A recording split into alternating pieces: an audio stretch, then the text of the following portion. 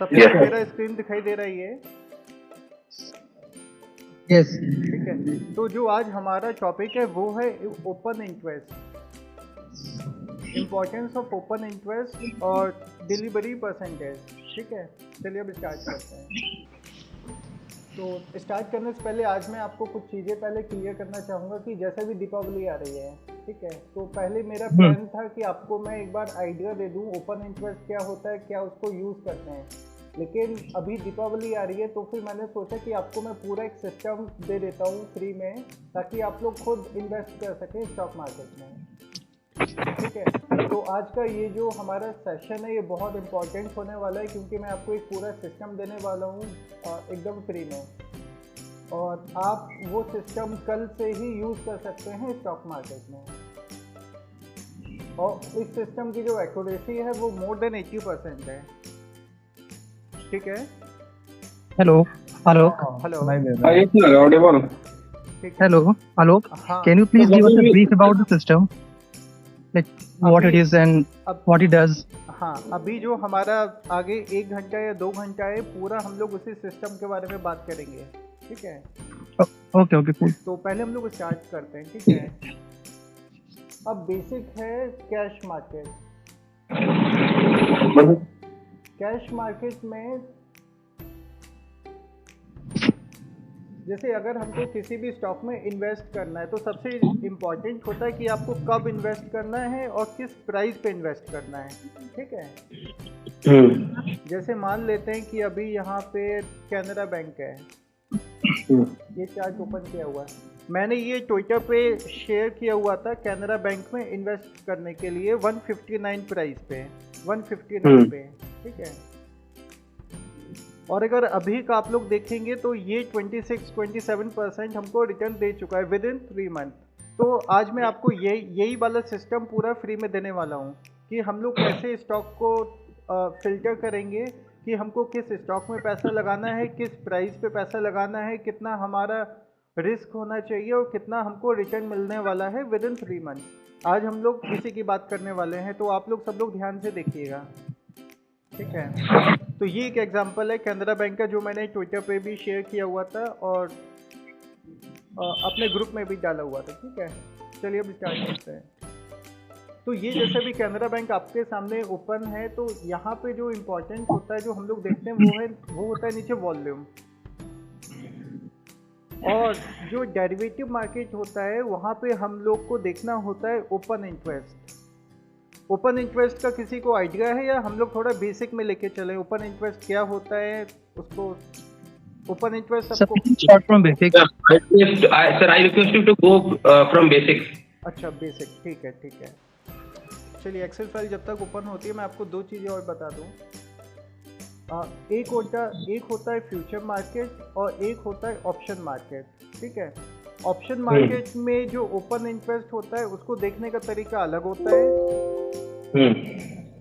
और जो future market में ओपन इंटरेस्ट होता है उसको देखने का तरीका, एनालाइज करने का तरीका अलग होता है। ये एक मैंने एक्सेल फाइल प्रिपेयर किया हुआ है जिसको मैं डेली एनालाइज करता हूँ। यहाँ पे मैं आपको दिखा दूँ, ये जो आप कॉलम देख रहे हैं ये फ्यूचर का OI है। अभी मैं आपको लाइव भी दिखाऊंगा, ये फ्यूचर का OI है और ये ऑप्शंस के OI हैं, ओपन इंटरेस्ट। ठीक है, अब इनके इम्पोर्टेंट क्या है वो अभी हम लोग डिस्कस करने वाले हैं। तो इतना हमको समझ में आ गया कि जो ओपन इंटरेस्ट के ऑप्शंस के जो OI है उनको एनालाइज करने का तरीका अलग है, फ्यूचर का अलग है। अब ओपन इंटरेस्ट होता क्या है कि चार्ट, तो यहाँ पे जैसे अगर मैं बात करूँ ये 40,000 स्ट्राइक प्राइस पे यहाँ पे दिखा रहा है कि 51,000 पुट OI ये ओपन है मार्केट में, मतलब अभी ये क्लोज नहीं हुए, ओपन है ये। और ऐसे ही कॉल साइड और पुट साइड ये सब जो भी आप सामने देख रहे हैं ये सब ओपन है मार्केट में, अभी क्लोज नहीं हुए पोजीशन। सबको समझ में आ रहा है या कुछ अभी भी डाउट है और थोड़ा मैं डीप में लेके चलूँ? What do you mean by open here, sir? Like at 40,000 strike price of PE, there are 51,048 open orders. Yes of right. shorting or हाँ just a buy order of PE? यहाँ पे अब किसी ने अगर बाय किया होगा तो किसी ने शॉर्ट भी किया होगा, ठीक है। जब बाइंग और शॉर्ट पोजीशन आपस में मैच किया है तभी वो एक ओपन इंटरेस्ट बना है। तो ये जो 51,000 है इसका मतलब है कि 51,000 लोगों ने मतलब 51,000 कॉन्ट्रैक्ट बाइंग भी हैं और सेलिंग भी हैं। इसको एनालाइज कैसे करना है वो अभी हम लोग देखेंगे, लेकिन अभी 51,000 का मतलब है कि इतने कॉन्ट्रैक्ट ओपन है, बाइंग के और सेलिंग के दोनों के ओपन है। अभी बस इतना हमको समझना है, Okay, ठीक है। अब यहाँ पे अगर And 40,000 how do you get this data, sir? हाँ, ये पूरा मैंने एक्सेल फाइल बनाया हुआ है। ये मैं एनएससी से मेरा पूरा डेटा आ रहा है एक्सेल फाइल में। यहाँ पे ये पूरा डेटा लाइव में अपडेट होता है, ठीक है। तो डेली मैं ये डेटा देखता हूँ और डेली मैं इसी के बेसिस पे एनालाइज करता हूँ और काम करता हूँ, ठीक है। So you're going to explain how we can also get this file and how to analyze each of the data and then take a decision to trade. हाँ, जैसे प्रॉब्लम क्या है, आज का जो हमारा टॉपिक है वो डिफरेंट है। इसके लिए Okay. मैं एक अलग से एक वर्कशॉप ले सकता हूँ, जैसे नेक्स्ट वीक में आपको पूरा एक्सप्लेन कर सकता हूँ कि हमको ये एक्सेल फाइल कैसे बनानी है और आप लोग कैसे बना सकते हैं, कैसे एनालाइज कर सकते हैं, ठीक है। Okay. Okay. अभी ओपन इंटरेस्ट पे हमारी बात चल रही है, तो ओपन इंटरेस्ट का बस सिंपल सा मीनिंग है कि अगर जैसे 40,500 पे आप देखेंगे तो यहाँ पे 54,000 है। तो 54,000 का मतलब है कि 54,000 कॉन्ट्रैक्ट ओपन है मार्केट में, अभी क्लोज नहीं किए हैं किसी ने, ओपन हैं। अब वो सेलिंग के भी हैं और बाइंग के भी हैं, लेकिन हम इसको अभी देख के ये नहीं बोल सकते कि 54,000 लोगों ने शॉर्ट किया हुआ है या इतना लोगों ने कॉल राइट किया हुआ है। जैसे जनरली क्या होता है मार्केट में कि हम बोलते हैं कि 40,500 पे लोगों ने सेल किया हुआ है, तो मार्केट जिसके ऊपर नहीं जा पाएगा, ठीक है। अब अभी जैसे सबको पता होगा कि सेबी ने इंट्राडे में जो भी मार्जिन है वो ख़त्म कर दिया है। अब पोजिशनल और इंट्राडे में मार्जिन सेम हो गया है, ठीक है। अब अगर आप कोई भी कॉन्ट्रैक्ट को बाय करते हैं तो आपको मार्जिन एकदम मिनिमम देना रहता है, लेकिन अगर आप सेल करेंगे तो आपको मार्जिन ह्यूज लगता है। जैसे अगर मैं बैंक निफ्टी की बात करूं, अगर आपको एक कॉल ऑप्शन सेल करना है तो आपको 1.8 लैक्स मार्जिन होने चाहिए आपके अकाउंट में। अगर आपको बाय करना है तो बिल्कुल नहीं होना चाहिए, जितना मार्जिन है उसी के रेस्पेक्ट में आपके पास अमाउंट होना चाहिए, ठीक है। तो क्या बताओ, सबको क्लियर है अभी तक? Yes, sir. Yes sir. हाँ, तो मैं आपको पूरा सिस्टम ये फ्री में देने वाला हूँ, तो आप लोग ध्यान से सुनिएगा, क्योंकि अगर बीच में आपको कुछ भी समझ में नहीं आया तो लास्ट में आपको कुछ समझ में नहीं आएगा।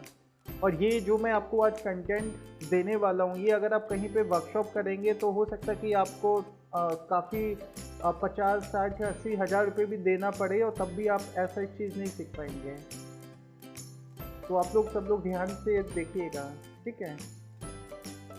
अभी मार्केट एक्चुअली में बंद है तो इसीलिए बार बार ये मैसेज आ रहा है मेरे पास। चलिए ठीक है, तो ये हो गया हमारा। अब यहाँ पे एक चीज़ और है, जैसे हम लोग ऑप्शंस के ओपन इंटरेस्ट अलग है, फ्यूचर्स के ओपन इंटरेस्ट अलग है, ठीक है। अब हमको कौन सा ओपन इंटरेस्ट यूज करना है ये बहुत इम्पोर्टेंट है। अब आप एक बात बताइए, जैसे कैश में अगर आपने यहाँ पे बाय किया हुआ है, मान लेते हैं कि अगर आपने कैनरा बैंक को यहाँ पे बाय किया हुआ है 159 पे, अगर यहाँ से मार्केट फॉल होता है तो आपका लॉस होने वाला है या प्रॉफिट होने वाला है? अगर डिलीवरी ली है तो फिर लॉस होगा, लॉस होने वाला है, ठीक है। इसका मतलब है कि अगर आपने कैश में जिस प्राइस पे आप बाय करेंगे, अगर वहाँ से 1 रुपये भी अगर फॉल होता है तो आपका लॉस होने वाला है। आप कुछ कर नहीं सकते, आपका लॉस होने ही वाला है, ठीक है। अगर 1 रुपये ऊपर जाएगा तो आपको इंस्टेंट प्रॉफिट भी होने वाला है। तो ऑप्शंस में क्या रहता है कि अगर आपने यहाँ पे कोई भी पोजीशन बिल्डअप की है, आपने जैसे मान लेते हैं यहाँ पे कोई भी एक बुलिश पोजीशन बिल्डअप की है, अगर मार्केट फॉल भी करेगा ना तो भी आप उसको मैनेज कर लेंगे, एडजस्टमेंट कर सकते हैं। लेकिन फ्यूचर्स में क्या होता है कि अगर आपने यहाँ पे कोई भी चीज़ बाई की हुई है या कैश में आपने कोई भी स्टॉक को बाई किया हुआ है, अगर वो ऊपर जा रहा है तब तो अच्छा है, लेकिन अगर वो फॉल हो रहा है तो आप उसको मैनेज नहीं कर पाएंगे, बहुत मुश्किल हो जाएगा मैनेज करना। तो ये जो फ्यूचर का ओआई है वो बहुत इम्पॉर्टेंट है, बहुत इम्पॉर्टेंट है ऑप्शंस के ओआई के कंपैरिजन में। तो हमको जो यूज़ करना है वो फ्यूचर का ओआई यूज़ करना है कोई भी डिसीजन लेने के लिए कि हमको किस स्टॉक में बाई करना है, किस स्टॉक में सेल करना है। ऑप्शंस में बेसिक चीज़ है जो आप लोग सब लोग जानते होंगे। अगर मान लेते हैं कि प्राइस ऊपर जा रहा है और फ्यूचर का ओपन इंटरेस्ट भी ऊपर जा रहा है तो उसका क्या मतलब है? Then the price goes up. Then the price goes up. अगर प्राइस भी ऊपर जा रहा है और ओपन इंटरेस्ट भी ऊपर जा रहा है तो उसका मतलब है कि लोग लॉन्ग पोजीशन बिल्डअप कर रहे हैं। इसका मतलब जो प्राइस है वो ऊपर जाएगा, राइट? Yeah. अगर प्राइस ऊपर जा रहा है, ओपन इंटरेस्ट फॉल हो रहा है तो उसका क्या मतलब है? There can be a chance of retracement in the future. नहीं, हाँ वो ठीक है, लेकिन इसका मतलब क्या है एक्चुअल में? प्राइस ऊपर जा रहा है लेकिन ओपन इंटरेस्ट फॉल हो रहा है तो इसका मतलब है कि जिन लोगों ने सेल किया हुआ है, जैसे मान लेते हैं कि मार्केट यहाँ से फॉल हो रहा है, ठीक है, अचानक प्राइस यहाँ से राइज होने लगा है, यहाँ पे जिन लोगों ने सेलिंग पोजीशन होगी, जिन लोगों ने यहाँ पे सेल किया होगा, ठीक है, और इस पॉइंट से प्राइस ऊपर जाने लगा और ओपन इंटरेस्ट डिक्रीज होने लगा तो इसका मतलब है कि जिन लोगों ने सेल किया होगा वो लोग अपनी पोजीशन को कट कर रहे हैं, वो लोग अपनी पोजीशन को निकाल रहे हैं मार्केट से। तो इसको अगर आप लोगों ने सुना होगा, इसको बोलते हैं शॉर्ट कवरिंग। इसको शॉर्ट कवरिंग बोलेंगे, ऊपर वाले को लॉन्ग बिल्डअप बोलेंगे। ये बेसिक चीज़ है जो सब लोग ने सुनी होगी, इसीलिए मैं टेक्निकल उसमें नहीं जाऊंगा कि आपको हर एक बताऊं कि इसको टेक्निकली क्या बोलते हैं, इसको क्या नहीं बोलते हैं। मैं बस ऐसा चाहूँगा कि आप लोग बस समझ जाओ क्या कॉन्सेप्ट है। अगर प्राइस ऊपर जा रहा है, ओपन इंटरेस्ट भी ऊपर जा रहा है तो इसका मतलब है लोगों ने पोजीशन बिल्डअप की हुई है बाइंग के लिए। अगर प्राइस ऊपर जा रहा है लेकिन ओपन इंटरेस्ट फॉल हो रहा है तो इसका मतलब है कि शॉर्ट कवरिंग हो रही है। जिन लोगों ने सेल किया था वो लोग अपनी पोजीशन को कट कर रहे हैं। बहुत सारे लोग क्या करते हैं कि जब भी प्राइस में देखेंगे कि प्राइस राइज हो रहा है तो यहीं पे लोग बाई करेंगे। लोगों को लगता है ये सपोर्ट एरिया है, प्राइस दोबारा यहाँ पे आएगा यहाँ पे बाई करने का, लेकिन यहाँ पे उस समय बाई नहीं करना है हमको, ठीक है। अब अगर प्राइस नीचे आ रहा है, ओपन इंटरेस्ट राइज हो रहा है, आप लोग लॉजिकली सोचिएगा, ये सब याद करने की ज़रूरत नहीं है। अगर प्राइस नीचे आ रहा है, फॉल हो रहा है और ओपन इंटरेस्ट इंक्रीज हो रहा है तो उसका क्या मतलब है? डिलीवरी जो है वो बेची जा रही है। और कोई Huge short build-up. हाँ, यहाँ पे इसका मतलब है कि प्राइस भी फॉल हो रहा है और ओपन इंटरेस्ट भी इंक्रीज हो रहा है। इसका मतलब है कि लोग पोजीशन को इंक्रीज कर रहे हैं। कहाँ पे इंक्रीज कर रहे हैं? प्राइस नीचे आ रहा है, इसका मतलब शॉर्ट बिल्डअप। लोग सेलिंग की पोजीशन बना रहे हैं, मार्केट में लोग सेलिंग की पोजीशन बना रहे हैं, तो यहाँ पे हमको बाय नहीं करना है, ठीक है। अभी ठीक है, यहाँ पे इतना समझ में आ गया ना सबको? अभी अगर प्राइस नीचे आ रहा है लेकिन ओपन इंटरेस्ट भी नीचे आ रहा है तो इसका क्या मतलब है? प्राइस भी फॉल हो रहा है और ओपन इंटरेस्ट भी फॉल हो रहा है, नीचे आ रहा है। Price goes down. हाँ, इसको अगर थोड़ा और अच्छे से समझेंगे, इसका मतलब है कि अगर प्राइस नीचे आ रहा है, ओपन इंटरेस्ट भी फॉल हो रहा है, जिन लोगों ने बाय किया होगा, जैसे यहाँ पे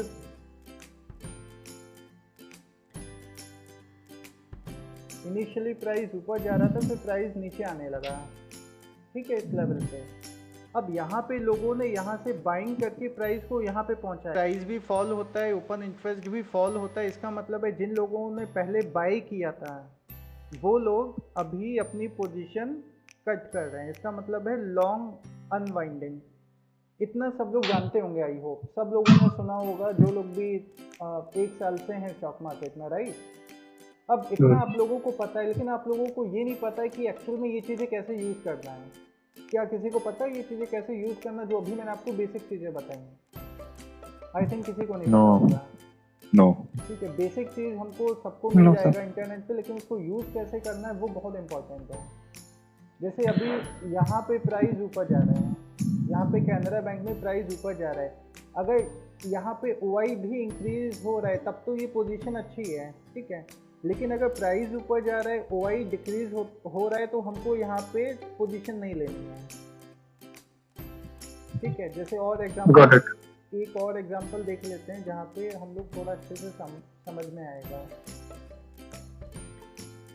जैसे एक ये बंधन बैंक का एग्जांपल है, ये मैंने अपने ग्रुप में भी शेयर किया हुआ था टेलीग्राम पे, ठीक है। यहाँ पे मैंने सबको बाइंग के लिए दिया था 291 पे। जिस ग्रुप में आप लोग ज्वाइन हो उसी ग्रुप में मैंने शेयर किया हुआ था ये बंधन बैंक। तो उस वाले केस में क्या हो रहा था, ये आप लोग देख रहे हैं ये वाला एरिया, इस बारे में ये जो एरिया है यहाँ पे ओपन इंटरेस्ट इंक्रीज हो रहा था, डिक्रीज नहीं इंक्रीज हो रहा था, और प्राइस भी यहाँ पे होल्ड किया हुआ था। अगर मार्केट को यहाँ से फॉल होने को, देखिए दो चीज़ें होती हैं। अभी मैंने आपको ओपन इंटरेस्ट के बारे में बताया, लेकिन अभी मैंने आपको डिलीवरी परसेंटेज के बारे में नहीं बताया, इसकी भी पहले बात कर लेते हैं, उसके बाद आगे बढ़ते हैं। One question here.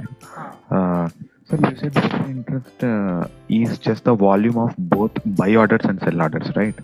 So whenever the open interest is increasing, why can't we consider it as a sell order as well?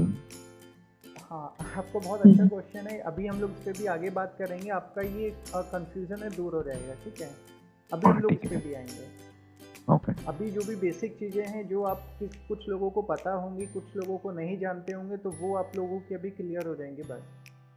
अभी हम लोग बात करते हैं डिलीवरी परसेंटेज। आपको पता है ये क्या होता है? No, sir. जैसे कैश मार्केट में डेली बाइंग या सेलिंग होती है, डेली होती है बाइंग सेलिंग। आप नीचे वॉल्यूम देख रहे हैं बंधन बैंक में, डेली बाइंग या सेलिंग होती है। मैं आप लोगों के लिए चार्ट और ओपन कर लेता हूँ।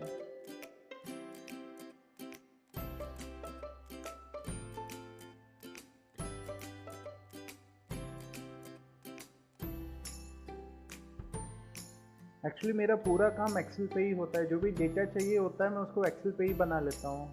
मैं किसी भी वेबसाइट से वहाँ से डेटा नहीं लेता हूँ, एक्सेल पे ही जो भी चाहिए, जैसा चाहिए, जिस फॉर्मेट में चाहिए वैसा मैं कर लेता हूँ, तो वो मेरे लिए आसान हो जाता है। हाँ, जैसे आप लोग ये देख रहे हैं सामने स्क्रीन। यस। हाँ ठीक है, सामने दिखाई दे रही है। तो यहाँ पे मैं यहाँ पे देखिए ये आरती इंडस्ट्रीज है, ठीक है, सामने देख रहे हैं सब लोग।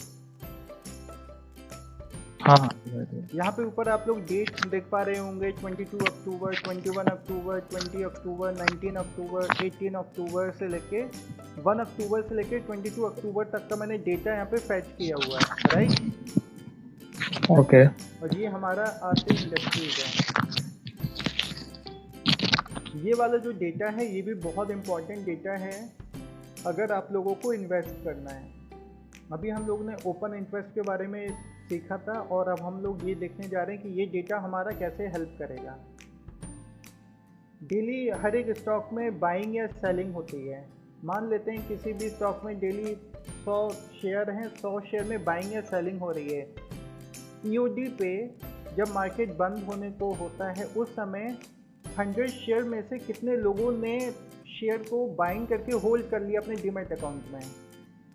जैसे मान लेते हैं कि 100 शेयर में बाइंग या सेलिंग हुई है, 100 में से 50 शेयर को लोगों ने होल्ड करके रख लिया अपने डीमैट अकाउंट में, ठीक है, और 50 शेयर बच गए।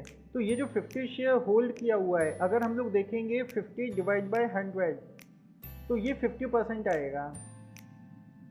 तो इसका मतलब है 50% जो शेयर है वो लोगों ने होल्ड करके रखा हुआ अपने डीमैट अकाउंट में। इसको बोलते हैं डिलीवरी परसेंटेज। जैसे अगर मैं एक्सेल फाइल में आपको दिखाऊं, ये आरती इंडस्ट्रीज का है 22 तारीख को 33.11%, ठीक है। तो इसका मतलब है कि जितने भी शेयर में बाइंग या सेलिंग हुई है उनमें से 33.11% शेयर शेयर होल्ड करके लोगों ने अपने डीमैट अकाउंट में रखे हुए हैं। इसका मैं आपको डेटा भी दिखा देता हूँ अगर मिलता है। हाँ, यहाँ पे देखिए, जैसे ये ABB कंपनी है, सब लोग देख रहे हैं ना सामने, ABB कंपनी दिखाई दे रही है? जूम करूँ? Yes, yes, yes. Because see, ठीक है, अभी यहाँ पे आप देखिएगा,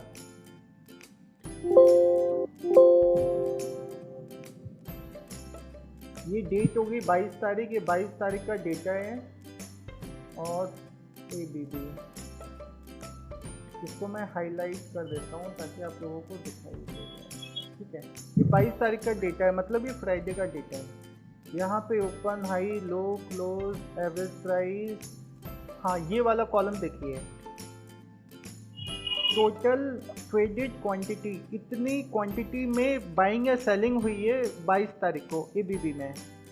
ठीक है, इतनी क्वांटिटी में बाइंग या सेलिंग हुई है, दोनों चीज़ हुई है। इसको हम लोग वॉल्यूम भी बोलते हैं। अब कितने रुपए की हुई है वो यहाँ पे लिखा हुआ है, ये इतना इम्पोर्टेंट नहीं है क्वांटिटी। उसके बाद ये रहा डिलीवर, ये चीज़ है, ये दो डेटा हैं, ये बहुत इम्पोर्टेंट है। इतने शेयर्स में बाइंग या सेलिंग हुई है 3,38,000, और इतने शेयर में से 1,69,000 शेयर्स लोगों ने होल्ड करके अपने डीमैट अकाउंट में रखे हुए हैं। समझ में आ रहा है? तो अगर हम लोग इसका परसेंटेज निकालेंगे तो वो आएगा 50.07%, मतलब 50% शेयर है जो लोगों ने अपने डीमैट अकाउंट में होल्ड करके रखे हुए हैं। ओके, ठीक है, अभी अगर जैसे ACC का देखेंगे, ACC में टोटल कितनी क्वांटिटी में काम हुआ है? 5,28,000। 5,28,000 बाइंग या सेलिंग हुई है 22 तारीख को, और 5,28,000 में से 1,22,000 जो शेयर्स हैं वो लोगों ने होल्ड करके अपने डीमैट अकाउंट में रखे हुए हैं। अगर हम लोग परसेंटेज निकालेंगे तो कितना हुआ? 23.18%। 23.18% जो शेयर्स है वो लोगों ने होल्ड करके अपने डीमैट अकाउंट में रख लिए हैं। मतलब इस दिन बस 23% लोगों ने होल्ड करके रखा हुआ है। अब ये जो परसेंटेज है, इसका सिग्निफिकेंस क्या, इम्पोर्टेंस क्या, ये क्यों इम्पोर्टेंट है? अब आप थोड़ा लॉजिकल तरीके से सोचिएगा। कोई भी अगर स्टॉक है, अब जैसे कोई भी अगर स्टॉक है, वो अगर ऊपर जा रहा है या नीचे आ रहा है, तो क्या ये हमारे हाथ में है उसको ऊपर ले जाना या नीचे लाना? बताइए आप लोग। नहीं, मतलब वहाँ पे जो लोग भी उसको बाइंग या सेलिंग करेंगे वो लोग बड़े लोग होंगे और बड़ा पैसा लगा होगा उनको मूव करने के लिए। ना आपके पास उतना बड़ा पैसा है कि आप किसी भी शेयर को हिला सकें या उसको ऊपर ले जाएं, नीचे ले जाएं, और ना आपके पास इतना आपके पास होल्डिंग पड़ी हुई है कि आप उसको सेल कर दें। राइट? सबको समझ में आ रहा है?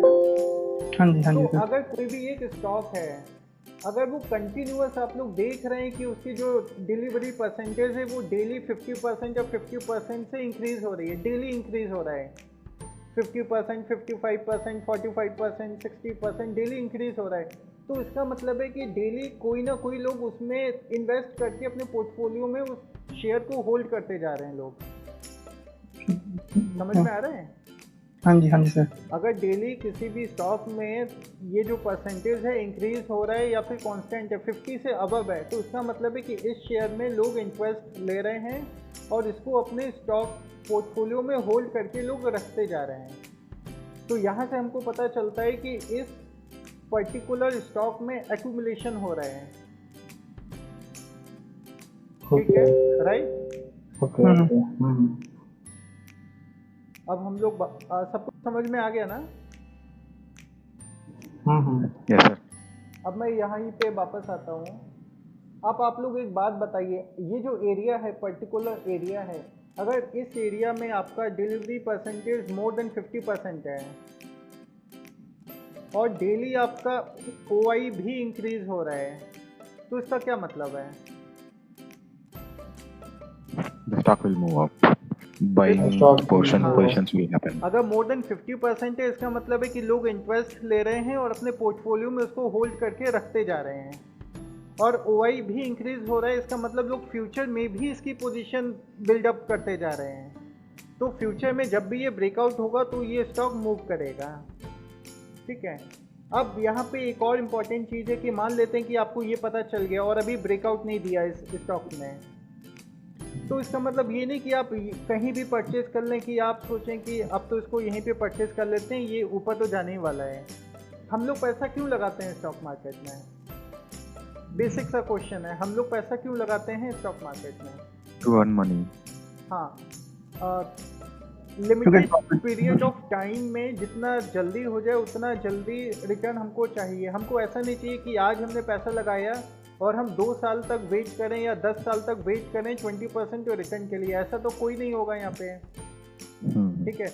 हमको चाहिए कि आज हमने पैसा लगाया है तो विद इन अ ईयर या विद इन अ 6 मंथ हमको पूरा मतलब रिटर्न मिल जाए, 20, 30, 40% जितना है उतना रिटर्न मिल जाए। अगर आपने यहाँ पे पैसा लगाया 6 महीने तक स्टॉक कहीं गया ही नहीं है, ऐसे ही ऐसे घूमता रहा है, नीचे आया घूमता रहा है, तो कुछ फ़ायदा है? आपने पैसा लगाया, कोई फ़ायदा नहीं हुआ। आपका जो मनी है वो अभी भी स्टक है और ना आपको प्रॉफिट हो रहा होगा ना लॉस हो रहा होगा, लेकिन आपका कुछ फ़ायदा नहीं हो रहा है एटलीस्ट। तो हमको पैसा उस समय लगाना है कि जब हमको मतलब हमको एक राइट टाइम पे पैसा लगाना है, इतना समझ में आना चाहिए। ऐसा नहीं है कि हम कभी भी कहीं भी पैसा लगा देंगे। हमने देखा कि 50% डेली इंक्रीज़ हो रहा है, OI भी इंक्रीज़ हो रहा है, पैसा लगा देते हैं, ये फ्यूचर में मूव करेगा, ऐसा नहीं है।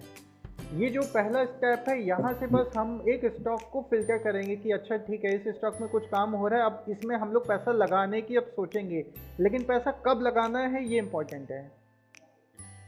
समझ में आ रहा है सबको?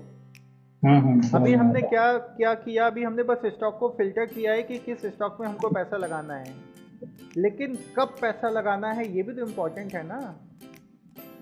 कब पैसा लगाना है ये अब हम लोग देखने जाएंगे। हमको पैसा एक ऐसे टाइम पे लगाना है कि जिस समय हमारा मिनिमम रिस्क हो और मैक्सिमम रिवॉर्ड हो। जैसे अगर यहाँ पे पैसा हम लोगों ने इन्वेस्ट किया रहेगा तो हमारा रिस्क कितना है, यहाँ नीचे तक 274, ये हमारा स्टॉप लॉस हो गया, और जो हमारा रिवॉर्ड है वो एकदम ऊपर तक हो गया, रेजिस्टेंस तक। जैसे ये इसका रेजिस्टेंस है, ये जो इसका टॉप है, ठीक है। लेकिन अभी ये अभी भी ऊपर जाएगा। ये जो बंधन बैंक है ना, अभी यहाँ पे कुछ टाइम स्पेंड करके ये दोबारा ऊपर जाएगा, कोई दिक्कत नहीं है। तो अभी हम लोग देखने जाएंगे कि अब हमको कब पैसा लगाना है। ये तो हमने सीख लिया, अभी इसको मैं आपको प्रैक्टिकल करके भी दिखाऊंगा, ठीक है। कोई आप लोग टेंशन मत लीजिएगा। अब हम लोग देखेंगे कि हमको पैसा कब लगाना है, मतलब किस समय पैसा लगाना है, राइट? Yes sir. ठीक है। अब आप लोगों ने कुछ चार्ट पैटर्न्स के नाम सुने होंगे, पढ़े भी होंगे, सब लोग जानते होंगे आई गेस। सबको पता होगा चार्ट पैटर्न्स के बारे में। Yes, sir. सबको पता है ना, क्योंकि बेसिक चीज़ है, सब लोग पढ़ाते हैं, सब लोग इंटरनेट पे देख ही लेते हैं क्या चार्ट पैटर्न होते हैं, कब बाय करना कब सेल करना है, सबको पता होगा, राइट? फिर थोड़ा सा बता दो। हाँ, मैं आपको एक जो भी अच्छे चार्ट पैटर्न है वो मैं आप लोगों को बताता हूँ। आप लोगों को एक्चुअल में देखना क्या है स्टॉक मार्केट में।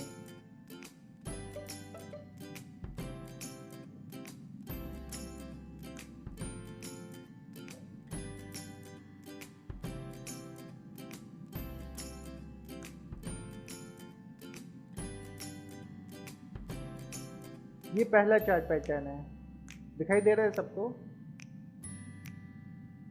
इसको कुछ लोग बोलेंगे कि ये ट्रायंगल भी है, पोल एंड फ्लैग भी है, पोल एंड पिनेट भी है, इसके बहुत सारे नाम हो जाएंगे। हम लोग नाम पे नहीं जाएंगे, जस्ट आप लोग समझिए कि ये क्या चीज़ है। यहाँ पे हम लोग ने क्या किया, एक ऊपर एक लाइन यहाँ से ड्रॉ की और एक नीचे लाइन ड्रॉ की, और लाइन ये ऐसी बनाना है ताकि जो मैक्सिमम पॉइंट्स हों वो टच हो जाएं, ठीक है।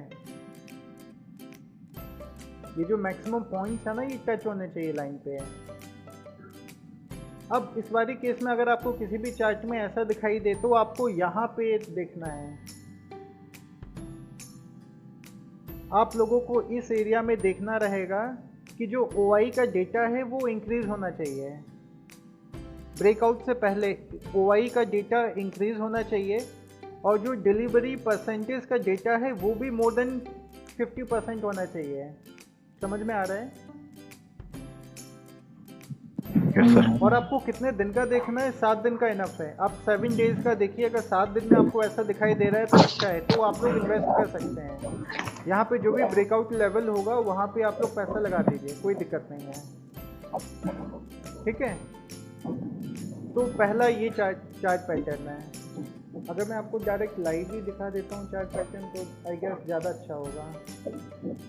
अब जैसे ये है HDFC AMC, सबको दिखाई दे रहा है? Yes, लिखा। अब मैं अगर इसका आप लोगों को बताऊं, ये जो यहाँ पे जो कंसोलिडेशन हुआ है, अगर यहाँ पे आप चेक करेंगे OI का डेटा, तो OI आपका इंक्रीज नहीं हो रहा था। मैं आपको दिखा देता हूँ OI का डेटा, ये रहा HDFC AMC।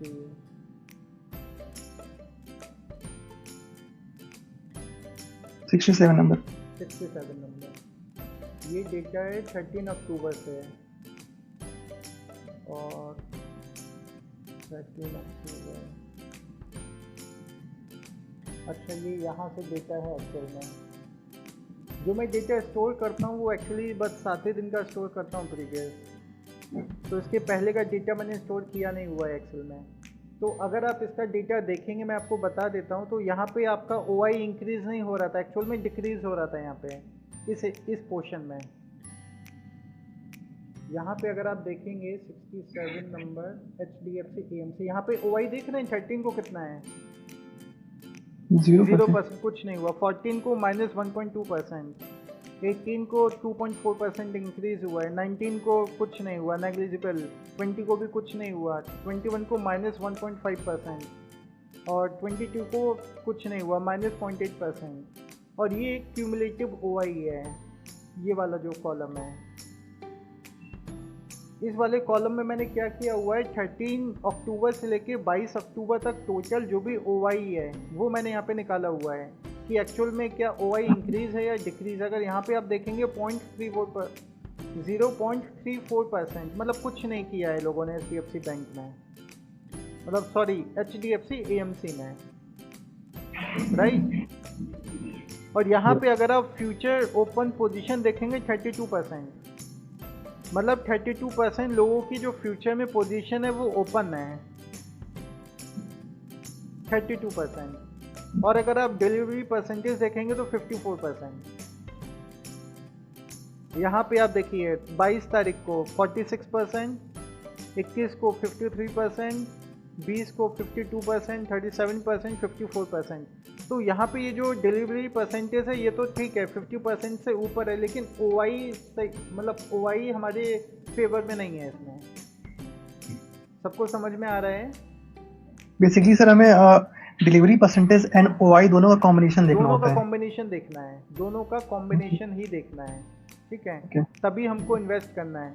अब अगर हाँ, अब एक क्वेश्चन और है, जैसे यहाँ पे फ्यूचर पोजीशन हम लोग देख रहे हैं 32%, 32%, और जो टोटल पोजीशन है वो 60%। 60% ओपन है और 60% में से 32% बस ओनली फ्यूचर की पोजीशन बिल्डअप है। अब एक बात मुझे बताइए, ये है आपका HDFC AMC। जो लोग यहाँ पे सेल किए होंगे, यहाँ पे सेल किए होंगे, तो उनका तो भी प्रॉफिट चल रहा है, सही है नहीं है? सही है। अब अगर मैं कह रहा हूँ कि अगर HDFC AMC को यहाँ से अगर ऊपर जाना होता तो क्या कैसा डेटा होना चाहिए था हमारे पास?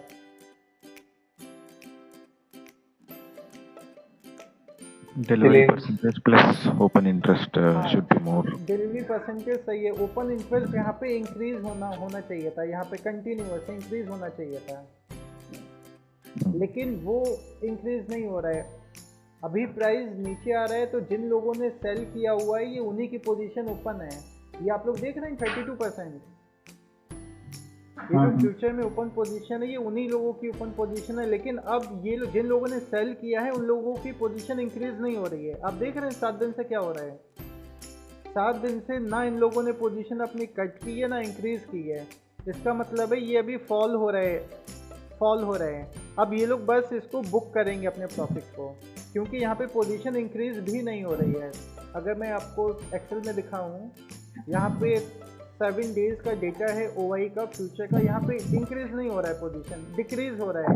देख रहे हैं 14 को डिक्रीज हुआ, 19 को भी डिक्रीज हुआ, 21 को भी डिक्रीज हुआ। ये डिक्रीज का मतलब है जिन लोगों ने सेल किया था वो लोग प्रॉफिट बुक कर रहे हैं।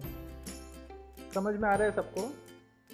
हाँ, ये डाटा कहाँ पे मिलेगा हमें? ये डेटा मैंने NSE से फैच किया हुआ है, लेकिन आप लोगों को चाहिए एक मैं अलग से पूरा वर्कशॉप इसका अरेंज करूँगा। मैं आप लोगों को बता दूंगा ये कैसे बनाना है एक्सेल फाइल, कैसे ये डेटा ये सब बनाना है, ठीक है।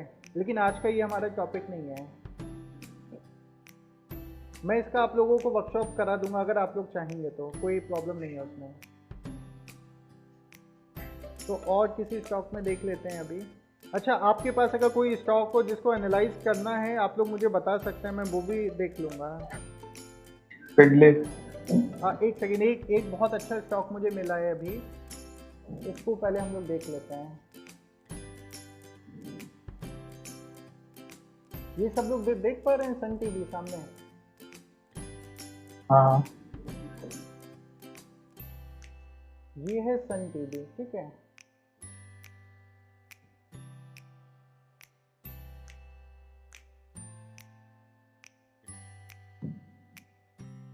सन टीवी का मैं आपको OI का डेटा भी दिखा देता हूँ। यहाँ पे सन टीवी, यहाँ पे देखिए फ्यूचर में जो ओपन पोजीशन है वो है 61%। दिखाई दे रहा है सबको? हाँ दिखाई देता है। और ओवरऑल जो ओपन पोजीशन है वो है 78%। अच्छा, किसी को पता है MWPL क्या होता है? No sir. एनीवन? किसी को नहीं पता है? तो पहले आप यही, मतलब एक्चुअल में क्या है कि अगर आपको हर एक चीज़ नहीं पता होगा ना, बेसिक चीज़, तो फिर आप लोग कुछ मतलब फोरकास्ट नहीं कर पाएंगे, प्रॉब्लम होगी। आप लोगों को पूछना चाहिए कि ये इसका मतलब क्या है, ये MWPL का। चलिए कोई नहीं। ये वाली शीट सब लोग देख पा रहे हैं सामने?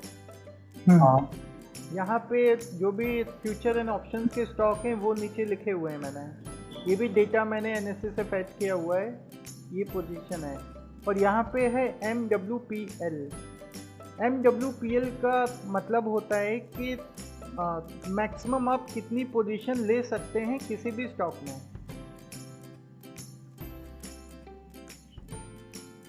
किसी को समझ में आया? That means a quantity. Quantity, right, quantity. अब जैसे मैं अगर ACC की बात करूं, ACC में जो भी MWPL है तो मैक्सिमम इतनी ही पोजीशन मतलब इतनी ही पोजीशन ले सकते हैं जो भी मार्केट के पार्टिसिपेंट हैं, जैसे रिटेलर्स हैं, FIIs हैं, DIIs हैं, जितने भी लोग हैं, मैक्सिमम जो क्वांटिटी है वो इतनी ही है। अब ACC में और ये कितना हो गया, 17 मिलियन हो गया आई गेस।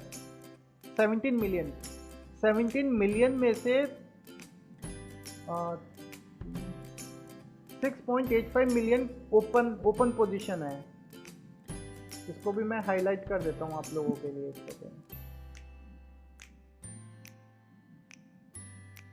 आप लोग ध्यान से ये चीज़ देखिएगा, ACC में जो मैक्सिमम पोजीशन ले सकते हैं वो इतना है MWPL, राइट। और इतनी पोजीशन में से जो ओपन इंटरेस्ट यहाँ पे हम लोग देख रहे हैं, इतनी पोजीशन ऑलरेडी लोगों ने ले रखी हैं, मार्केट में ओपन है, राइट। और जब दोनों का डिफरेंस हम लोग निकालेंगे तो इतना पोजीशन अभी बचा हुआ है लेने के लिए। समझ में आया? हाँ सर। अभी यहाँ पे आप लोग देखिए, जैसे पंजाब नेशनल बैंक में यहाँ पे मैक्सिमम पोजीशन इतना ले सकते हैं और ओपन इंटरेस्ट इसका इतना है। ठीक है। अब यहाँ पे लिख के आ रहा है कि नो फ्रेश पोजीशन। इसका क्या मतलब है? नो फ्लैश पोजीशन नहीं ले पोजीशन, सकते, इसमें आप पोजीशन नहीं ले सकते हैं। तो ऐसा सैचुरेट इसलिए हो होता गया। है कि अगर ये जो MWPL है, इसका अगर 95% अगर पोजीशन ओपन हो गया 95%, हम्म, तो 95% के बाद ये जो NSE है ये लिमिट लगा देते हैं कि इसके बाद आप कोई भी fresh position futures and options में नहीं ले सकते हो। जब तक वो 95% दोबारा 80% पे नहीं आएगा ये ओपन नहीं होगा। इसका मतलब है ये जो आइडिया हो गया आपका, इंडिया बुल्स हाउसिंग फाइनेंस हो गया, एस्कॉर्ट हो गया, सेल हो गया, इसमें आप लोग fresh position futures and options में नहीं बिल्डअप कर सकते हैं जब तक जो पहले की पोजीशन है वो स्क्वायर ऑफ नहीं हो जाती हैं और 80 के नीचे ना आ जाए। जब ये 80 के नीचे आ जाएगा तब ये दोबारा चालू हो जाएगा। समझ में आ रहा है सबको? हाँ। तो क्या इससे मतलब ये भी है कि होल्डिंग भी नहीं ले सकते हैं? नहीं, होल्डिंग ले सकते हो कैश में आप ले सकते हो, कैश में प्रॉब्लम नहीं है। ये future and option. Future and option हाँ। में है। अब यहाँ से एक और क्वेश्चन है, क्वेश्चन आप लोगों को पूछना चाहिए लेकिन मैं पूछ रहा हूँ, ठीक है? अब जैसे यहाँ पे जो मैक्सिमम लोग पैसा लगाते हैं वो फ्यूचर्स एंड ऑप्शंस में लगाते हैं, राइट? जो मैक्सिमम पैसा लगता है वो फ्यूचर्स एंड ऑप्शंस में लगता है, और फ्यूचर्स एंड ऑप्शंस में जिस स्टॉक में सबसे ज़्यादा काम होता है या सबसे ज़्यादा पैसा लगता है वो आपको यहाँ से पता चल जाएगा। जैसे इस समय मैं सेल की बात करूँ, सेल में लोगों ने मैक्सिमम पोजीशन ओपन की हुई है क्योंकि इसमें देखिए एक भी फ्रेश पोजीशन नहीं बची लेने के लिए। समझ में आ रहा है? PNB में देखिए मैक्सिमम पोजीशन लोगों ने अपना होल्ड करके रखा हुआ है, ओपन इंटरेस्ट देखिए। IEX में मैक्सिमम, आइडिया में, इन सब स्टॉक में मैक्सिमम लोगों ने पोजीशन ले रखी है। मतलब जो अभी मैक्सिमम पैसा लगा हुआ है वो इन स्टॉक में लगा हुआ है। अब यहाँ पे देखिए 22 तारीख को 83% इसका चल रहा है अभी ओवरऑल जो ओपन इंटरेस्ट है। अगर ये 80 के नीचे चला जाएगा तो ये ओपन हो जाएगा एस्कॉर्ट, फिर कोई भी फ्यूचर में पोजीशन बिल्डअप कर सकता है, ठीक है? इंडिया बुल हाउसिंग फाइनेंस में 96% है। जब तक ये 80 के नीचे नहीं आएगा ये ओपन नहीं होगा पोजीशन। कोई भी इसमें लॉन्ग बिल्डअप या शॉर्ट बिल्डअप नहीं कर सकता फ्यूचर एंड ऑप्शंस में, ठीक है? अब यहाँ पे आप देखिए 79% हो गया है। ये देख पा रहे हैं ये वाला स्टॉक? यहाँ पे मैक्सिमम लोगों ने पैसा लगा रखा है, तभी यहाँ पे इतना ज़्यादा ओपन इंटरेस्ट है। अब यहाँ पे देखेंगे 86%, बैंक ऑफ बड़ौदा 86%। यहाँ पे does it mean like every day we have some stocks ban in F&O, right? So right, does it mean right. okay. So this is called as why some stocks are banned in F&O. So this is the reason behind it, right? Right, absolutely right, ठीक है? Okay. तो इस वाली file का ये काम है कि यहाँ से आपको स्टॉक मिल जाएगा जिनमें मैक्सिमम पैसा लगा हुआ है और मैक्सिमम काम हो रहा है। हमको उसी स्टॉक में ज़्यादातर पैसा लगाना है जिसमें बड़े लोगों के पैसे लगे हुए हैं, जहाँ पे मोमेंटम के चांसेस ज़्यादा हैं। हमको ऐसे स्टॉक में पैसा नहीं लगाना है कि पैसा लगा दिया स्टॉक कहीं जा ही नहीं रहा है, राइट? ये जो जितनी भी आज मैं आपको चीज़ों को अभी बता रहा हूँ, जब इसका हम लोग लास्ट में समरी देखेंगे, एक्यूमुलेट करेंगे तो ऑटोमेटिक आपको एक सिस्टम मिलने वाला है। ये चीज़ें आपको और कहीं नहीं मिलने वाली हैं एक ही साथ, ठीक है? यहाँ पे तो इस फाइल से हमको ये पता चल जाएगा कि किस स्टॉक में मैक्सिमम काम हो रहा है या मैक्सिमम लोगों ने अपना मनी लगाया हुआ है, राइट? सबको समझ में आ गया यहाँ तक? और ये जो ओपन इंटरेस्ट है ये कंबाइन ओपन इंटरेस्ट है, मतलब फ्यूचर्स का और ऑप्शंस का ओपन इंटरेस्ट मिला के ये हमको यहाँ पे पोजीशन पता चलता है। सबको समझ में आ रहा है? यस और नो? यस ठीक है। अब हम लोग यहाँ पे आ जाते हैं अपनी फाइल में। तो मैंने क्या किया हुआ है, ये जो MWPL है ये कंबाइन ओपन इंटरेस्ट है, फ्यूचर्स का भी और ऑप्शंस का भी। मैंने यहाँ से फ्यूचर का ओपन इंटरेस्ट निकाल के यहाँ पे एक कैलकुलेट किया हुआ है कि अगर यहाँ पे हम लोग देखेंगे सन टीवी में टोटल जो कंबाइन ओपन इंटरेस्ट है वो है 80%, और 80% में से 61% ओनली फ्यूचर्स का ओपन इंटरेस्ट है। समझ में आ रहा है? इसका मतलब बस 20% जो बचा वो लोगों ने ऑप्शंस में कुछ किया होगा। यस और नो? Yeah. ठीक है।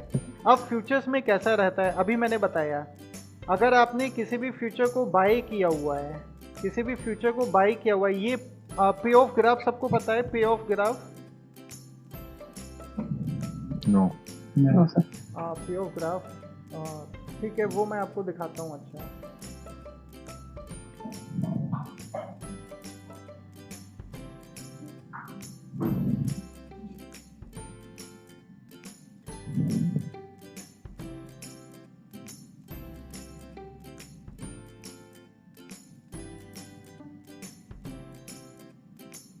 जैसे ये जो आप सामने देख रहे हैं, ये वाला, इसको कहते हैं पे ऑफ ग्राफ। Okay. Okay. ठीक है, निफ्टी का भी मैंने आपको समझाने के लिए लगा दिया है, किसी भी स्टॉक का लगाएंगे तो वैसे ही लगेगा। अभी सपोज करते हैं कि आपने निफ्टी को बाई किया हुआ है, अगर निफ्टी ऊपर जाएगा आपको प्रॉफिट होने वाला है, राइट? और इन केस अगर निफ्टी फॉल होता है तो आपको नुकसान होने वाला है, राइट? तो इसका मतलब है कि यहाँ पे आपने जो रिस्क लिया है वो ह्यूज रिस्क लिया हुआ है, आपकी जो पोजीशन है बहुत ज़्यादा रिस्क पे है। अगर 1 रुपये भी निफ्टी फॉल होता है तो आपका लॉस चालू हो जाएगा, और 1 रुपये भी अगर राइज होता है तो आपका प्रॉफिट चालू हो जाएगा, राइट? अब आप लोग मुझे एक बात बताइए, जैसे सन टीवी है, सन टीवी में जो ओपन इंटरेस्ट है वो अभी हमने देखा कितना है, 61% है। 61% है सन टीवी में फ्यूचर का ओपन इंटरेस्ट, मतलब 61% जो ओपन इंटरेस्ट है फ्यूचर का वो ओपन है मार्केट में, क्लोज नहीं हुआ है, ओपन है। और 20% बस ऑप्शंस का ओपन इंटरेस्ट है, वो इतना इम्पोर्टेंट है नहीं अभी यहाँ पे। तो अगर आप सन टीवी को यहाँ पे देखोगे, अब 61% ओपन है तो इसकी क्या पॉसिबिलिटीज़ हैं? या तो ये फॉल करेगा या राइज करेगा, और तो कुछ हो नहीं सकता। समझ में आ रहा है कि नहीं? हाँ हाँ जी सर। अभी हम लोग ये नहीं कह सकते कि ये जो 61% ओपन है कि वो बाइंग वाले ओपन है या सेलिंग वाले ओपन है, ये अभी हम लोग नहीं बता सकते। अभी हमको इतना पता है कि 61% जो जितने भी कॉन्ट्रैक्ट हैं उसका 61% ओपन है। अब ये है आपका सन टीवी का चार्ट।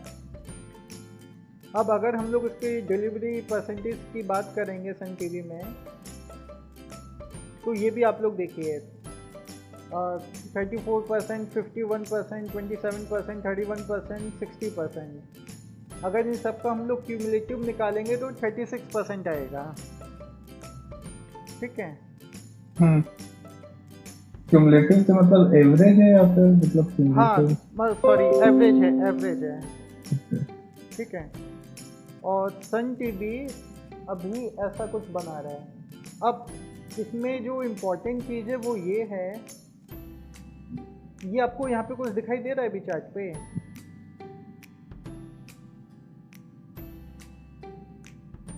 अभी मैंने आपको चार्ट पैटर्न्स नहीं बताए हैं, अभी वो मैं आपको बताने वाला हूँ। लेकिन इसमें डिलीवरी परसेंटेज तो कम है अगर हाँ, देखेंगे। 34% कम है, ठीक है। वो 40% के ऊपर होना चाहिए तो हमको एक काइंड ऑफ एक कंफर्मेशन टाइप का मिल जाएगा। अभी सन टीवी के अगर आप लेटेस्ट 7 दिन देखेंगे, 7 डेज, आप देखेंगे 13 से लेके ये कम हो रहा है, -2.4%, 2.5%, 4.7% डिक्रीज हो रहा है, दिखाई दे रहा है यहाँ पे। ये फ्यूचर के ओपन इंटरेस्ट हैं, मतलब लोग फ्यूचर में जो भी पोजीशन बिल्डअप किए वो डिक्रीज हो रहा है, और 7 दिन में टोटल 16% डिक्रीज हुआ है, ठीक है। 16.44% डिक्रीज हुआ है। और जो अभी का लेटेस्ट ओपन है वो 61% है। अभी सन टीवी में क्या करना है, ये जो सन टीवी है इसका अगर मैं ये चार्ट पैटर्न बनाऊं तो कुछ ऐसा बनेगा जो आप सामने अभी देख रहे हैं मेरे, ठीक है। अभी सन टीवी अगर इसके आसपास ऐसा करता है, अभी हमें नहीं पता ये ऊपर जाने वाला है नीचे जाने वाला है, लेकिन कभी भी अगर आप यहाँ पे देखिएगा सन टीवी को,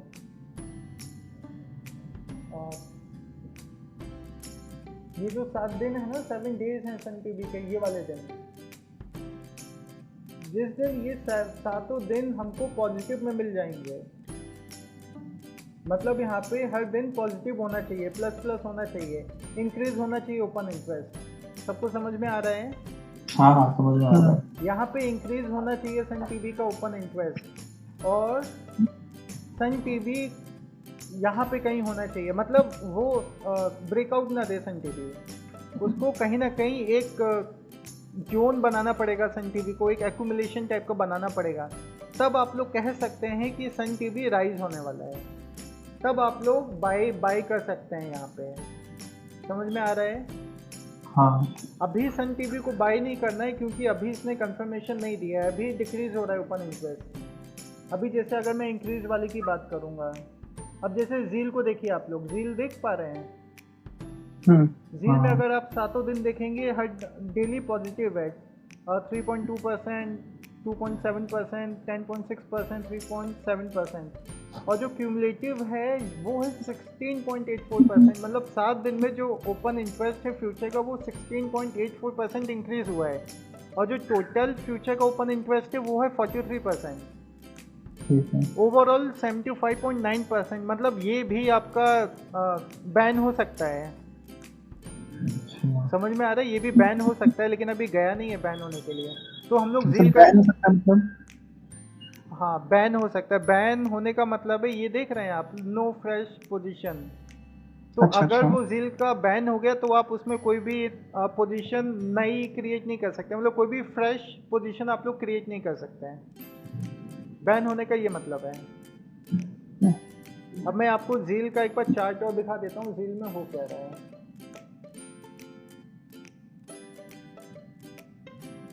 ये देखिए जील ने पहले ही यहाँ पे ब्रेकआउट आपको दे दिया है काइंड ऑफ।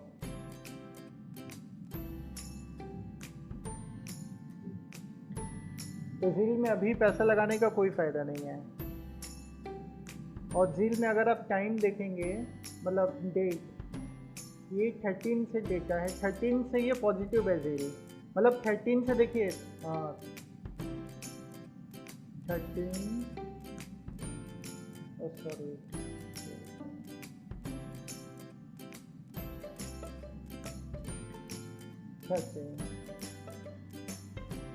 13 सितंबर 13 सितंबर है ना, 13 अक्टूबर, सॉरी 13 अक्टूबर।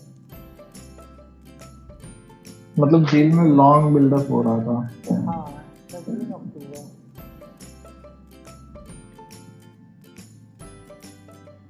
और 13 अक्टूबर के पहले का यहाँ पे डेटा वो ऑटोमेटिक चला जाता है। अगर पहले भी आप देखेंगे ना तो वो इंक्रीज हो रहा होगा एक्चुअल में। तो लेकिन 13 से हम लोग देख लेते हैं, कोई दिक्कत नहीं है। अगर आप 13 से देखेंगे तो जील में जो फ्यूचर का ओपन इंटरेस्ट है वो काइंड ऑफ इंक्रीज हुआ है। और अगर हम लोग डिलीवरी परसेंटेज की बात करेंगे 26% है, वो भी कुछ खास नहीं है। लेकिन तो ये एक यहाँ पे प्रॉब्लम है। ठीक है, मतलब अभी हमें इसमें इन्वेस्ट करने का कोई फायदा नहीं है, सिर्फ थोड़ा और वेट करना चाहिए। हाँ, अभी फायदा नहीं है। अभी पहले मैं आप लोगों को चार्ट पैटर्न अब पहले कंप्लीट कर लेता हूँ, उसके बाद आगे बढ़ते हैं। मैं आपको एक ही चार्ट पैटर्न बताने वाला हूँ जो आपको बस एक ही हर जगह देखने को मिलेगा और एक ही आपको यूज़ करना है। किसी स्टॉक में ही आपको दिखा देता हूँ। हेलो हेलो,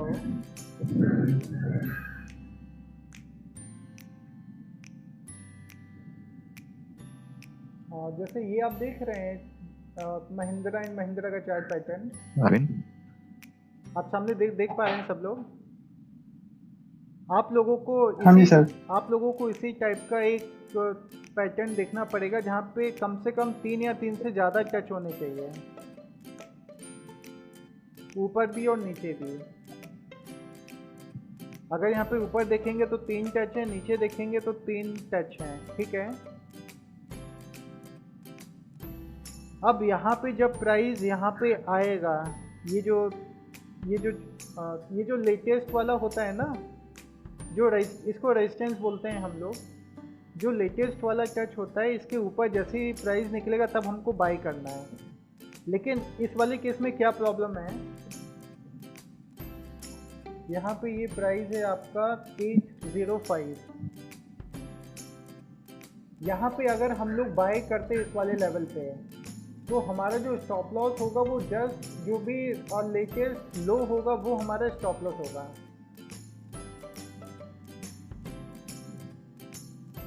ये तो बहुत बड़ा है। हाँ, तो इसमें हमको बाय नहीं करना है एक्चुअल में। यहाँ पे अगर आप देखेंगे और ये हमारा जो भी हाई होगा, ये वाला पॉइंट, ये हमारा रिवॉर्ड होगा। तो इस वाले केस में क्या है कि हमारा रिस्क बहुत ज़्यादा है, इसलिए हम लोग इसमें पैसा नहीं लगा सकते हैं। और इसमें आप लोग अगर देखेंगे ना तो ये जर्नी यहाँ से चालू हुई है नीचे से और ये कंटिन्यूअस ऊपर गई है, बीच में कहीं भी पॉज नहीं लिया हुआ है। अगर सपोज मान लेते कि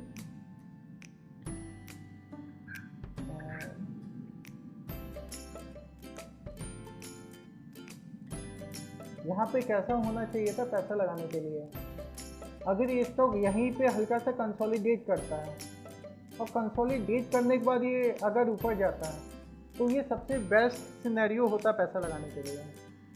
यहाँ पे आप लोगों को पैसा लगाना चाहिए और जो आपका स्टॉप लॉस होगा वो यहाँ पे होगा, इसी जोन के नीचे है। मतलब ये जोन ऐसा बनाना चाहिए। सबको समझ में आ रहा है? हाँ समझ गया। ठीक है, और एग्जांपल देख लेते हैं अभी अपन लोगों को ये एक एक्सेल फाइल ऐसा बनाना पड़ेगा। यहाँ से आप लोग देख सकते हैं कि एक्चुअल में मार्केट में क्या हो रहा है, कहाँ पे पोजीशन बिल्डअप हो रही है, कहाँ पे नहीं हो रही है। अब यहाँ पे इस समय आरती इंडस्ट्रीज़ में 19.31 ओपन इंटरेस्ट 7 दिन में इंक्रीज़ हुआ है, तो यहाँ पे कुछ काम हो रहा है आरती इंडस्ट्रीज़ में। एशियन पेंट में 21.84% इंक्रीज़ हुआ है ओपन इंटरेस्ट इन 7 दिन में, और बंधन बैंक में 24% इंक्रीज़ हुआ है। यहाँ से अगर मैं कोई एक स्टॉक निकालूँ, बायोकॉन देख पा रहे हैं सब लोग? बायोकॉन में डिलीवरी परसेंटेज भी अच्छा है, 49%, 43, 45, 46, 33, ये अच्छा है, कोई दिक्कत नहीं है। 46% है on an average. Open interest भी ठीक ठाक है और 7 दिन पॉजिटिव है ओपन इंटरेस्ट, मतलब और 7 दिन पॉजिटिव है। ठीक है, अब प्राइस देख लेते हैं यहाँ पे। बायोकॉन का हमें तो वो देखना चाहिए, टेक्निकल एनालिसिस। हाँ, अब बायोकॉन में हम लोग को देखना है कि क्या अभी इन्वेस्टमेंट करने के लिए सही है या नहीं है। अब ये है बायोकॉन। अब बायोकॉन में आप लोग देखेंगे तो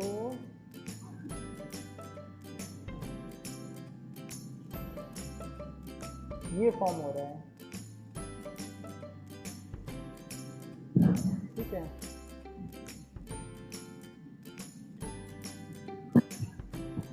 तो अभी इसमें हम लोग क्या कर सकते हैं, बायोकॉन में सब कुछ अच्छा हो रहा है अभी। यहाँ पे बायोकॉन में देखेंगे तो डिलीवरी परसेंटेज भी इंक्रीज़ हो रहा है, फ्यूचर में ये भी इंक्रीज़ हो रहा है, फ्यूचर ओआई। तो इन्वेस्टमेंट करने के लिए अभी हमको यहाँ पे वेट करना पड़ेगा। यहाँ पे बायोकॉन हल्का सा रुक जाए और फिर ये ऊपर जाए, तब हम यहाँ पे इन्वेस्ट कर सकते हैं। सबको समझ में आ रहा है? हाँ हाँ ठीक है, और यहाँ से हम लोग स्टॉक देख सकते हैं। और कोई ऐसा स्टॉक है जो काफ़ी अच्छा काम कर रहा हो, और जैसे यहाँ पे दीपक एनटीआर देख रहे हैं सब लोग, लेकिन इसका डिलीवरी परसेंटेज कुछ खास नहीं है, फ्यूचर में तो ठीक है। और डाबर ये अच्छा है, डिलीवरी परसेंटेज भी ठीक है, और फ्यूचर में ओआई भी इंक्रीज़ हो रहा है 7 दिन से, और 11.10% इंक्रीज़ हुआ है 7 दिन में, और टोटल 11% है, कुछ खास नहीं है। लेकिन इसका एक बार चार्ट देख लेते हैं डाबर का।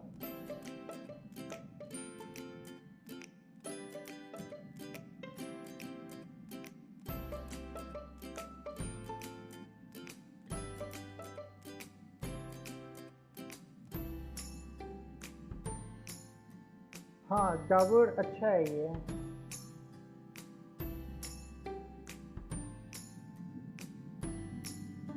अगर डाबर में प्राइस यहाँ पे आके रुक जाता है और इसके बाद एक बुलिश कैंडल बनाता है, यहाँ पे वॉल्यूम भी इंक्रीज हो जाता है, जैसा ये वॉल्यूम है, तो इसको यहाँ पे इन्वेस्ट कर सकते हैं डाबर को। और डाबर में देखेंगे आप लोग, डिलीवरी परसेंटेज भी इंक्रीज है, 54% है ऑन एन एवरेज। और पिछले 7 दिन से आपका फ्यूचर का OI भी इंक्रीज हो रहा है। और अगर हम लोग प्राइस एक्शन की बात करेंगे, चार्ट पैटर्न की बात करेंगे, वो भी अच्छा है, सपोर्ट पे है डाबर अभी, ठीक है। तो इसको हम लोग इन्वेस्टमेंट के लिए देख सकते हैं, लेकिन जब ये यहाँ पे रुक जाए और एक बुलिश कैंडल बनाए और एक बड़ा सा ग्रीन कैंडल भी बनाए, तब इसको हम लोग यहाँ पे इन्वेस्टमेंट कर सकते हैं। और ये सपोर्ट पे भी है। यहाँ पे देखेंगे आप लोग, ये आपका रेजिस्टेंस था पहले का, और ये एज इन सपोर्ट की तरह काम करेगा एरिया जो है। किसी को अभी तक कोई डाउट है, कोई क्वेश्चन पूछना है अभी तक?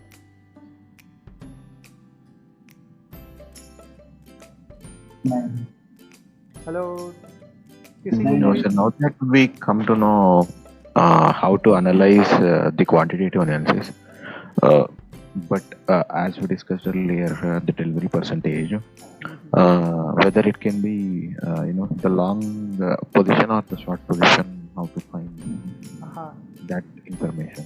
ठीक है। Because if you see in this Dabur itself, the OA is building up, from day to day, but the price is decreasing, which means Yes, like yes. अभी people हाँ, are shorting, देखिए right? हाँ, अभी हम लोग ने क्या basic पढ़ा था कि अगर प्राइस डिक्रीज हो रहा है, OI इंक्रीज हो रहा है, इसका मतलब है शॉर्ट बिल्डअप हो रहा है, राइट? हाँ, अभी हम लोग ने यही तो पढ़ा था। और भी हम लोग ने इसके अलावा 3 केस देखे थे, लेकिन मैंने आपको बताया था कि ये डेटा जो है वो कैसे यूज़ करना है, कैसे एनालाइज करना है, वो मैंने अभी आपको बताया। अभी यहाँ पे देखिए प्राइस डिक्रीज हो रहा है, राइट?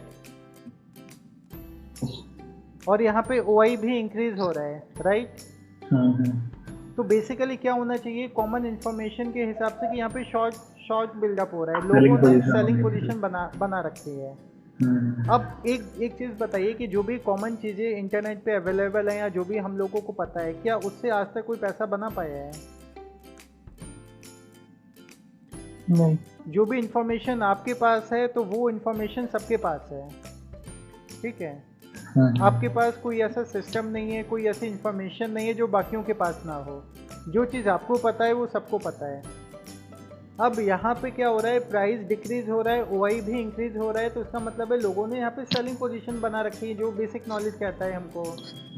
लेकिन अगर यहाँ पे प्राइस रुक जाता है यहाँ पे, और वॉल्यूम भी अगर यहाँ पे नीचे हम लोग देखते हैं कि इंक्रीज हो रहा है, और यहाँ पे एक बुलिश कैंडल बना दे, तो वो कंफर्मेशन हमको मिलेगा कि यहाँ पे ये जो प्राइस फॉल हो रहा है, तो यहाँ पे लोग एक्चुअल में इसको होल्ड करके रख रहे हैं। यहाँ पे अगर आप डिलीवरी परसेंटेज भी देखेंगे तो वो भी इंक्रीज हो रहा है। डिलीवरी परसेंटेज डाबर,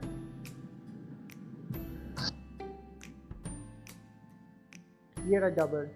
अगर आप डिलीवरी परसेंटेज देखेंगे, ये देखिए 7 अक्टूबर से लेके 22 अक्टूबर तक डेली देखिए डिलीवरी परसेंटेज 72%, 59%, 69%, 45%, 40%, 49%, 46%, 41, 61, 61, 50%, ठीक है। तो डिलीवरी परसेंटेज इंक्रीज हो रहा है, ये एक अच्छी चीज़ है। फ्यूचर में OI भी डेली इंक्रीज हो रहा है, तो ये भी एक अच्छी मतलब पॉजिटिव चीज़ है ये। अभी हमको बस वेट करना है डाबर में कि यहाँ पे उसको कंसोलिडेशन करना चाहिए। मैं आपको ये नहीं कह रहा हूँ कि अभी आप लोग इन्वेस्ट कीजिए, इन्वेस्ट तभी करना है जब डाबर यहाँ पे होल्ड करेगा, यहाँ पे रुकेगा, और रुकने के बाद वो एक बुलिश कैंडल बनाए और वॉल्यूम भी इंक्रीज होनी चाहिए, तब आप लोगों को यहाँ पे इन्वेस्ट करना है। समझ में आ रहा है आप लोगों को? Yes sir. यहाँ पे एक छोटा सा आप लोग लोअर टाइम फ्रेम में ट्रेंड लाइन भी खींच सकते हैं इस टाइप का। अभी जैसे मैं आप लोगों को, ये मेरा एक ट्विटर में पेज है, सब लोग देख रहे हैं नीचे, हाँ ठीक है। यहाँ पे मैंने ये देखिए बंधन बैंक का पहले ही पोस्ट किया हुआ था। बंधन बैंक का मैंने, ये कौन सी तारीख है, 4 अक्टूबर को मैंने पोस्ट किया हुआ था सुबह 8:50 पे। ये उस समय था बंधन बैंक जब मैंने पोस्ट किया हुआ था। और इसके बाद क्या हुआ है, इसके बाद आप लोग देख ही पा रहे होंगे, ये देखिए उसके बाद मैंने पोस्ट किया, ठीक है। और अगर आप देखेंगे तो यहाँ पे ये देखिए कोटक बैंक, कोटक बैंक में भी मैंने पोस्ट किया हुआ था बाइंग करने के लिए। और ये किस बेसिस पे पोस्ट किया हुआ था, ये जो मैंने आज आपको चीज़ें बताई हैं, सिखाई हैं, इसी के बेसिस पे पोस्ट किया हुआ था। ये पहले का था, 30 जून को मैंने पोस्ट किया हुआ था ये। और बाद में आप कोटक बैंक को देखेंगे तो वो भी राइज हुआ है, काफ़ी अच्छी रैली आई थी। ये देखिए यहाँ पे जब मैंने पोस्ट किया था ये इसने ब्रेकआउट दिया, अगेन ये रिटेस्ट किया, देन अगेन इसने मूव किया, 18% की राइज हुई, मोमेंटम आया इंस्टेंट। और अगर आप देखेंगे तो ये मैंने कैनरा बैंक का, ये देखिए पोस्ट किया हुआ था, कैनरा बैंक 161 पे पोस्ट किया हुआ था। कैनरा बैंक में ध्यान से देखेंगे ब्रेकआउट से पहले कंसोलिडेशन हुआ है, सब लोग देख रहे हैं कंसोलिडेशन, ये वाला पार्ट। तो यहाँ पे क्या हुआ था कि डिलीवरी परसेंटेज भी मोर देन 50% था। फ्यूचर में OI भी इंक्रीज हो रहा था डेली के बेसिस पे, और नीचे वॉल्यूम भी इंक्रीज हो रहा था, तभी ये मैंने पोस्ट किया इसको बाइंग के लिए। यहाँ पे लिखा हुआ है मैंने, Canara Bank looks bullish, price just broke the trend line with momentum, check it out. तो ये कैनरा बैंक ने भी अच्छा खासा बुलिश मोमेंटम दिया है। ये मैंने पोस्ट किया हुआ था भारती एयरटेल का, ये भी अभी का है लेटेस्ट। ये देख रहे हैं भारती एयरटेल ब्रेकआउट होने से पहले कंसोलिडेशन किया हुआ है एक ही जोन में। तो इस जोन में क्या हो रहा था, डिलीवरी परसेंटेज भी इंक्रीज था, फ्यूचर में OI भी इंक्रीज हो रहा था डेली के बेसिस पे, ठीक है। और 541 के आसपास ये ब्रेक वॉल्यूम के साथ ये ब्रेक हुआ। उसके बाद देखिए क्या हुआ भारती एयरटेल में, ये देखिए, देख रहे हैं ये भारती एयरटेल मोमेंटम के साथ राइज हुआ।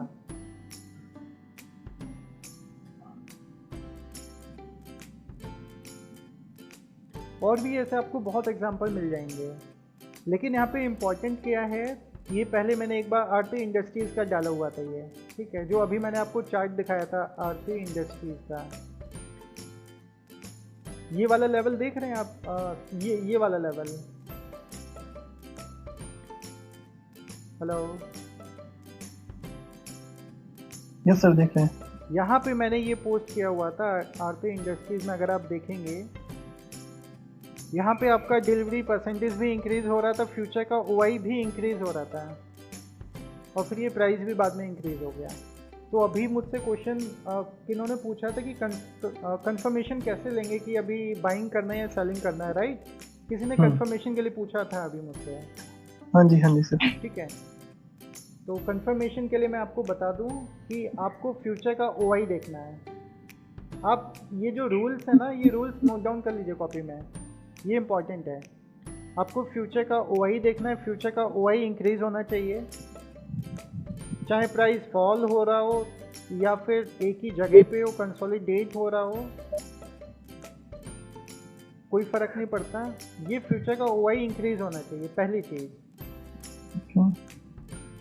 दूसरी चीज़ है, जो आपका डिलीवरी परसेंटेज है वो आपका मोर देन 45% होना चाहिए। एक दिन का नहीं, ये एक दिन का नहीं बता रहा हूँ, 7 दिन का। अगर 7 दिन का आप एवरेज निकालेंगे तो 45% से इंक्रीज होना चाहिए डेली का, ठीक है, राइट। और जो तीसरा पॉइंट है वो है, जो भी अभी आपको मैंने चार्ट पैटर्न बताया है, ब्रेकआउट से पहले, जैसे ये कोई जोन बना हुआ है, ब्रेकआउट से पहले प्राइस को एक मतलब नैरो जोन बनाना चाहिए, नैरो जोन। नैरो जोन के बाद वो ब्रेकआउट करना चाहिए, नैरो जोन। ऐसा नहीं है कि प्राइस यहाँ पे ऊपर जा रहा है, आप यहाँ पे इन्वेस्ट करने का सोच रहे हैं, नहीं, वो एक नैरो जोन में होना चाहिए। उसके बाद ये सब डेटा मैच करेंगे तब आपको पैसा लगाना है, क्योंकि उस समय क्या होगा, आपका जो रिस्क होगा, जो स्टॉप लॉस होगा, वो एकदम मिनिमम होगा। समझ में आ रहा है सबको? तो ये अगर आप 3 चीज़ें फॉलो करेंगे तो मैं आपको गारंटी के साथ दे सकता हूँ, जो आपकी एक्यूरेसी है वो मोर देन 85% आएगी। आप मतलब फेल के चांस आप हो ही नहीं सकता, इम्पॉसिबल है। अगर आप जो भी चीज़ मैं बता रहा हूँ वो आप अगर फॉलो करते हैं और आप सोचते हैं कि आपका ये चलेगा नहीं। अभी बहुत लोग कहते हैं कि आप RSI यूज़ करो, मतलब बहुत सारे इंडिकेटर्स हैं, तो वो सब यूज़ नहीं करना आपको। समझ में आ रहा है कि नहीं? समझ में आ रहा है। हाँ, अभी जितने भी आपके छोटे छोटे क्वेश्चन हैं आप लोग मुझसे पूछ सकते हैं, मैं आपको बताऊंगा, उसको एक्सप्लेन करूंगा। लेकिन ये चीज़ें एकदम कंफर्म मतलब होनी चाहिए, तभी वो स्टॉक चलेगा मोमेंटम के साथ।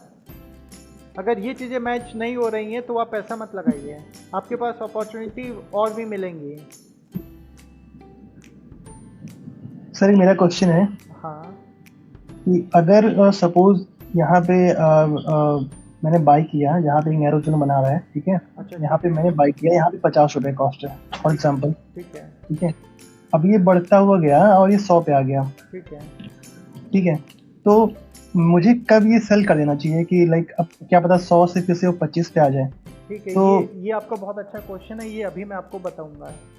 और कोई क्वेश्चन है किसी का? एनीवन? ठीक है। No, sir. So, when will be the workshop for understanding or building that Excel sheet you have showed? ठीक है, ये इस पे भी अभी मैं बताऊंगा। अब ये जो अभी क्वेश्चन पूछा है, सपोज कीजिए किसी ने यहाँ पे पैसा लगाया है। अभी किसने क्वेश्चन पूछा था? संदीप, आपने पूछा था क्वेश्चन? हाँ जी सर। ठीक है, यहाँ पे अगर सपोज हाँ जी, करते हाँ आपने जी। पैसा लगाया, तो ये जो एक्सेल फाइल है ना, यहाँ पे आपको जो फ्यूचर का OI है वो चेक करना पड़ेगा। ठीक है, अभी यहाँ पे आप सपोज कीजिए कि यहाँ पे आपने पैसा लगाया, ऊपर कोई रेजिस्टेंस है ही नहीं, ऊपर कोई भी प्राइस नहीं है, ये ऑल टाइम हाई है। तो जब तक ये प्राइस ऊपर आ रहा है, आपका जो फ्यूचर का OI है वो ऊपर इंक्रीज हो रहा है, डेली के बेसिस पे आप लोग बने रहिए। अब जैसे ये रेड कैंडल बना इस दिन और आपने देखा फ्यूचर का प्राइस फॉल हो गया, मतलब इंक्रीज की जगह फॉल हो गया, तो आपको समझ जाना चाहिए कि लोग अब जो प्रॉफिट है वो बुक करने लगे हैं, तब आपको निकल जाना है। तब आपको निकल जाना है। ये तो हो गया कि आपको टारगेट कब तक लगाना है। अब जैसे यहाँ पे अगर इसके ऊपर कोई रेजिस्टेंस नहीं है, तब तो आपको ये चेक करना पड़ेगा। लेकिन अगर किसी स्टॉक में रेजिस्टेंस है ऊपर, तो आपको वहाँ तक वेट करना है। क्या आप लोग सब लोग देख पा रहे हैं चार्ट सामने?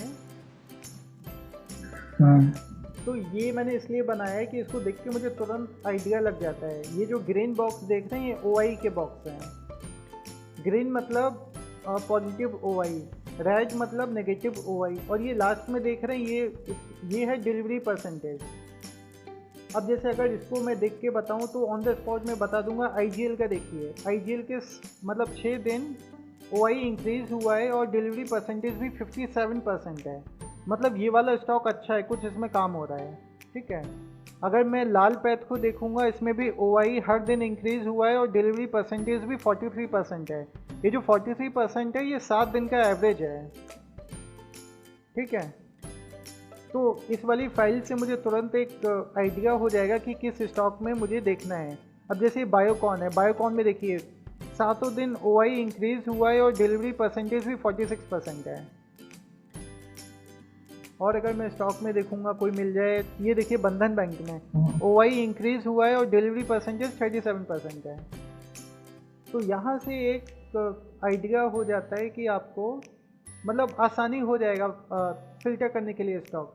अब दीपक NTR में देखिए OI तो इंक्रीज हो रहा है लेकिन डिलीवरी परसेंटेज नहीं है, 22% है।